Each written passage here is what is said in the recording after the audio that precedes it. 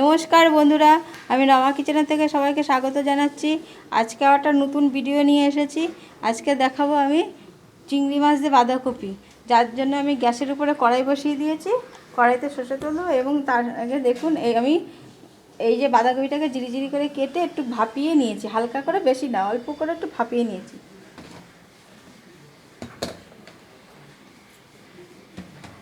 কড়াই গরম হয়ে গেছে, আর কড়াইতে আমি সর্ষের তেল দেবো।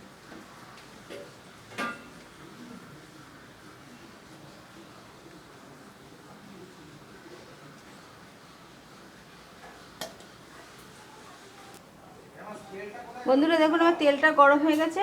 আমি বাঁধাকপির জন্য ছোট ছোট করে টুকরো করে আলু কেটেছি। এই আলুগুলো আমি দিয়ে দেবো। আলুগুলো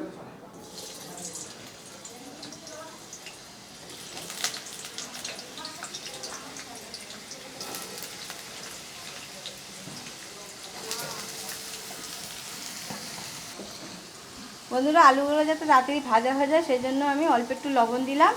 এবং আলু ভাজতে ভাজতে আমি একটা মশলা রেডি করে নেব।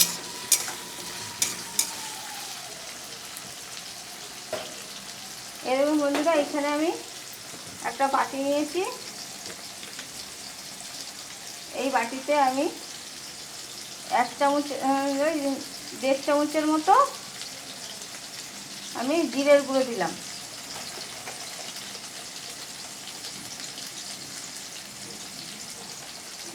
আর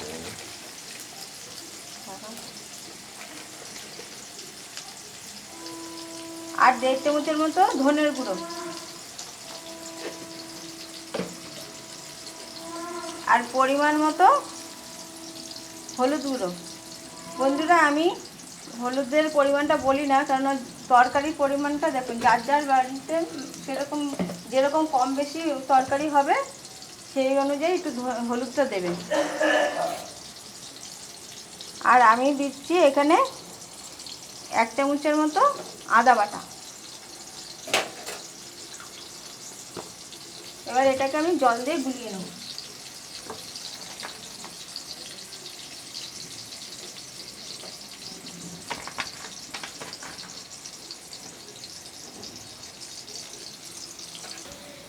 বন্ধুরা দেখুন, আমার আলুটা ভাজা হয়ে গেছে। এবার আমি তুলে নিচ্ছি।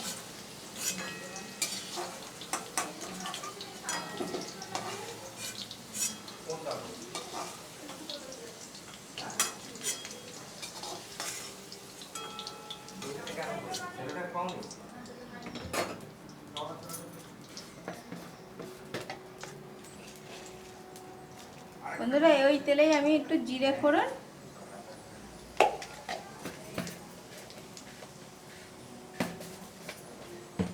আর একটা ছোট্ট তেজপাতা দিলাম।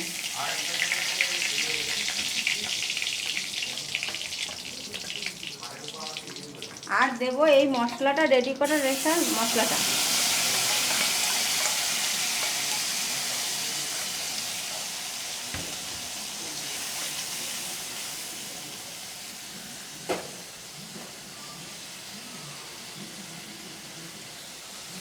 এতে দেবো এবার পরিমাণ মতো লবণ। যেহেতু আমি আলু ভাজা সেই বুঝে লবণ দিতে হবে।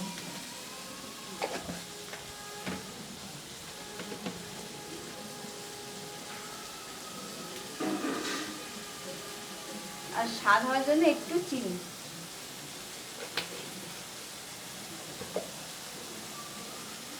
আর এখানে ছোট্ট একটা টমেটো কুচি দিয়ে দিলাম। এবার মশলাটা ভালো করে অল্প অল্প জল দিয়ে কষিয়ে নিতে হবে যতক্ষণ না তেল ছাড়ে।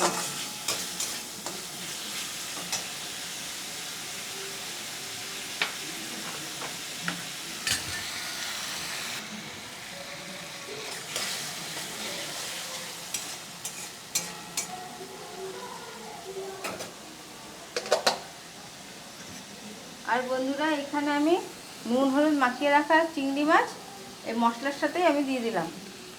এতে মশলার সাথে চিংড়ি মাছগুলো ভাজাও হয়ে যাবে, কিন্তু চিংড়ি মাছগুলো শক্ত হবে না। এমনি তেলের মধ্যে দিলে চিংড়ি মাছগুলো যে একটা শক্ত হয়ে যায় সেটা হবে না।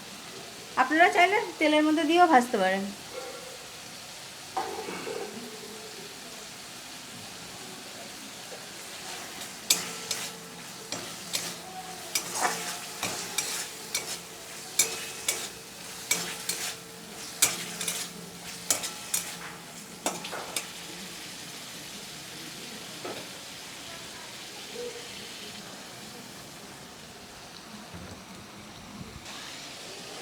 এইবার বন্ধুরা আমি ভেজে রাখা আলুগুলো দিয়েও একটু মশলার সাথে ভালো করে কষিয়ে নেব।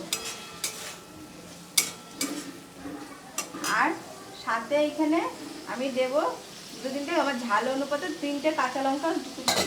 আপনারা আপনাদের মতো ঝাল বুঝে শুনে দেবেন, কম খেলে কম দেবেন, বেশি খেলে বেশি দেবেন।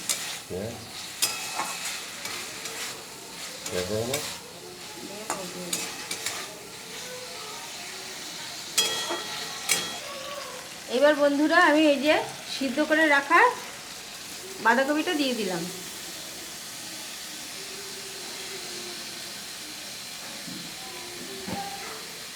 আর সাথে আমি একটা পেঁয়াজ কুচি জিরি জিরি করে কুচিয়ে নিয়েছি, সেইটাও দিয়ে দিলাম।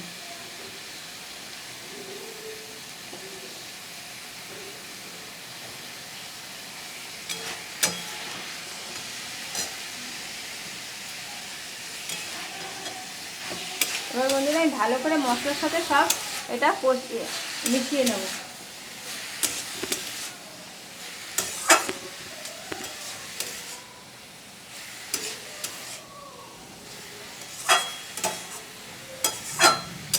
বন্ধুরা একটা জিনিস বলতে ভুলে গেছি, আমি বাঁধাকপিটা যখন সিদ্ধ করেছিলাম ওতেও আমি সিলাইট অল্প একটু লবণ দিয়েছিলাম। এই জন্য বুঝে শুনে আপনারা লবণ দিয়ে যদি সিদ্ধ করে তাহলে মশলাটা সেইভাবে লবণ দেবেন। এবার বন্ধুরা আমি এটাকে চাপা দিয়ে সিদ্ধ হতে দেবো। আর আমি এতে সিলাইট একটু এই যে বাটি ধোয়া জল অল্প একটু এইটা দিয়ে দিচ্ছি শুধু। এবার ঢাকা দিয়ে দেবো।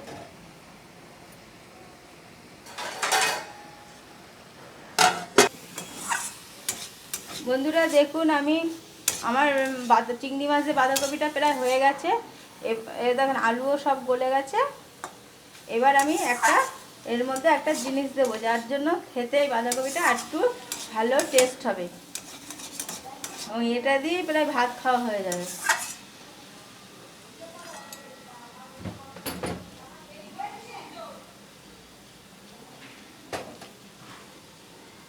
বন্ধুরা দেখুন এইখানে আমি 1 চামচের মতো চালের গুঁড়ো নিয়েছি। এবার এই চালের গুঁড়োটাকে আমি অল্প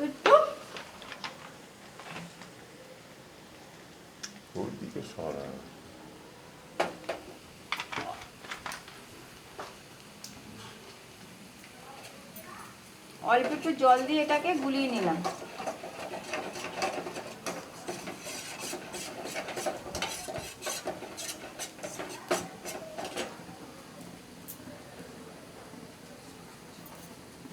আর দেবো ওর মধ্যে গরম মশলার গুঁড়ো। আমি সবসময় ব্যবহার করি সানরাইজের গরম মশলা। এটাকে ভালো করে গুলিয়ে নিয়ে এবার বাঁধাকপিটার মধ্যে দিয়ে দেবো। বন্ধুরা আমার এই চিংড়ি মাছের বাঁধাকপিটা যদি আপনাদের পছন্দ হয় তবে একটা লাইক করবেন, শেয়ার করবেন, কমেন্ট করবেন। অবশ্যই আমার চ্যানেলটাকে সাবস্ক্রাইব করে বেল বাটনটা ক্লিক করে রাখবেন। তাহলে কী করলো, ঢাললাম যে।